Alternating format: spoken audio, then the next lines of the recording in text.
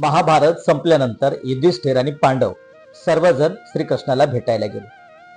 तीर्थ स्नानाला हे पाचवे पांडव जात असताना श्रीकृष्ण सांगितलं की मी तुमच्यासोबत येणार नाही.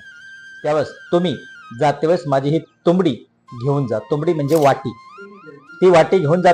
तुम्ही तिला बी स्नान करून आणा, तिचाही उद्धार होईल. ज्यावेळेस हे तीर्थस्नान करून वापस आले आणि जी तुंबडी होती ती तुंबडी श्रीकृष्णाला परत दिली.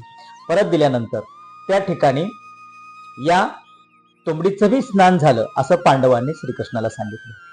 त्यावेळेस श्रीकृष्णाने ती तुंबडी हातात घेतली आणि तिचा व त्याची बुक्की आणि पावडर तयार करून प्रसाद म्हणून पाची पांडवाला खायला दिले. त्यावेळेस ते खाल्ल्यानंतर प्रसाद तो कडूझर प्रकारचा त्यांना स्वाद आला. त्यावर त्या ठिकाणी श्रीकृष्णाने विचारलं, तुम्ही तर तीर्थस्नान करून आणलं पण या तुंबडीचा कडूपणा गेला नाही.